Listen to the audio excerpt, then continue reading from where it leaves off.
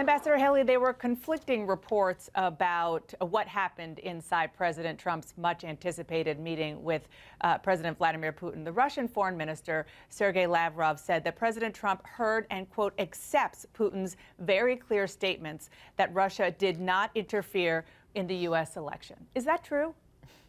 Okay, so I think we need to all step back and just look at what we wanted to have happen. We got two very important leaders together and said, okay, it's time for them to meet. This was a long time coming. What we know is that when President Trump meets with a leader, things do start to move. So from my standpoint and a lot of the administration, it was important. What he did was bring up right away the election meddling, and he did that for a reason. One, he wanted him to basically look him in the eye, let him know that, yes, we know you meddled in our elections. Yes, we know you did it, and cut it out. And I think President Putin did exactly what we thought he would do, which is deny it. And I think that is what it is. They're going to always have two different stories on this. They're going to always have two different stances on this. But at the end of the day, what was most important was for President Putin to hear from President Trump, we know you did this. We didn't like it. Don't do it again. I want to play what the president himself said about Russia and interference and casting doubt on the fact that they were really behind the election hack. Take a listen. Okay. I think it was Russia, but I think it was probably other people and/or countries, and I see nothing wrong with that statement. Nobody really knows. Nobody really knows for sure. Now, Ambassador Haley, that was just a couple of days ago. Nobody really knows for sure. With statements like that, can you understand why the Russians, at least they say that they took what they took from President Trump's private statements to Vladimir Putin? You know, what I understand is that President Trump let him know that, look, we know you did this, and cut it out. And President Putin is never going to admit that they did it. And so they have to come back and they have to defend themselves. This is Russia trying to save face.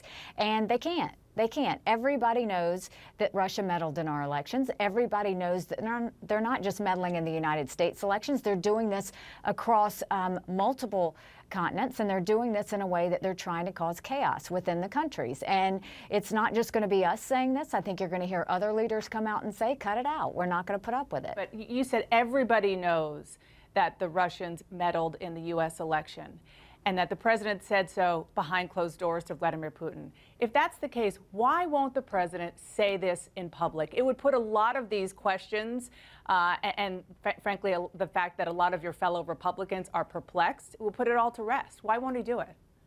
I think that you can ask him. I mean, I think that, you know, that's one of the things, let him say this. You know, we heard a lot of people saying that about Article 5 and NATO, that why didn't he say it? Why didn't he say it? He didn't say it then because he wasn't changing policy. So you heard this when he was in Poland give a fantastic speech, and he said that he supported Article 5, and he said that he supported our NATO allies. And so I think, you know, everybody's trying to nitpick what he says and what he doesn't, but, you know, talk is one thing, actions are another. He confronted President Putin. Well, he made it the first thing that he talked about, and I think we have to now see where it goes from here. Right, but you know, as a chief diplomat, the talk is very important because it sends a signal, and I would love for reporters to be able to ask the president, but he's not doing any press conferences. But let's move on to one thing that you mentioned, which is cybersecurity. Vladimir Putin did say that the U.S. and Russia agreed that the two countries would work together on a number of different issues, including cybersecurity. Congressman Adam Schiff argued that it, quote, tacitly adopts the fiction that the Russians are a constructive partner on cybersecurity instead of the worst actor on the world stage. Does he have a point?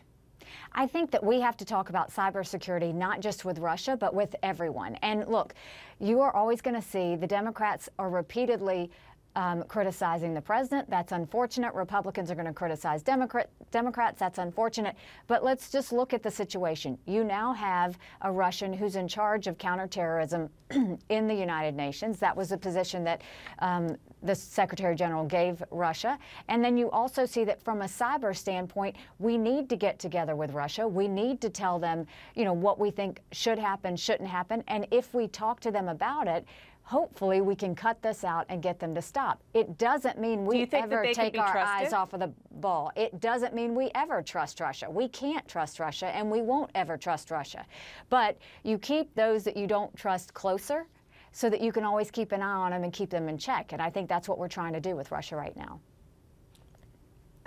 Rudy Giuliani is an advisor to the president on cybersecurity, and he was asked in Poland this week why the U.S. hasn't punished Russia for interfering in the election. Listen to how he answered. I do think we have taken action. I just don't think we've announced it. So he's suggesting that the U.S. has taken some covert action already to punish Russia. Can you confirm whether that's true? No, I can't. I don't know what the context of his comment was, and I can't confirm that. You can't confirm that because you're not sure about it, or you can't confirm it because it's covert and you don't want to talk about it? I don't know what he's talking about. I don't know what it's in reference to. So, no, I can't talk about a conversation that he had in a different forum where I just heard a soundbite. Ambassador Haley, North Korea tested an intercontinental ballistic missile this week that could potentially strike the state of Alaska. This is how the president responded. Take a listen.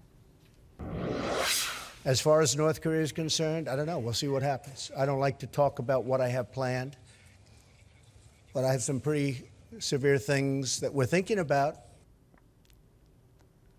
He also said just on Saturday with the Chinese president, something has to be done about it. Something has to be done about it, pretty severe things. Is he talking about a preemptive strike? I think that there are a lot of options on the table when it comes to dealing with China, and now the ball's in their court. China has a choice to make.